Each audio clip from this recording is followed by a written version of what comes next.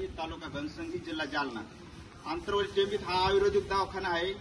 आणि आयुर्वेदिक दवाखाना असताना इथं कुठलाही अधिकारी हजर राहत नाही आणि जो आलेला माल आहे म्हणजे आलेला माल म्हणजे औषध या दवाखान्याचं आहे ते फक्त इथं पडून राहतंय आणि इथलं पडून राहिलं हे औषध एक्सपायर होण्यापर्यंत इथला अधिकारी कोणाला वाटत नाही आणि गरजूवंत लोक इथं येतात आणि येण्यासारखे नुसते चक्रा मारतात आणि इथं अधिकारी नसल्यामुळे इथले जे लोक गरजूवंत जे लोक आहेत त्यांची गैरसोय होते आणि ते बाहेर गावाला जाऊन इलाज करतात आणि आंतरवली गाव एवढं मोठं आहे की या गावात जर कधी घनसंगी तालुक्यात बघितलं तर हा गावाचा नंबर तिसऱ्या नंबरला येतो। गावात घनसंगी तालुक्यात फक्त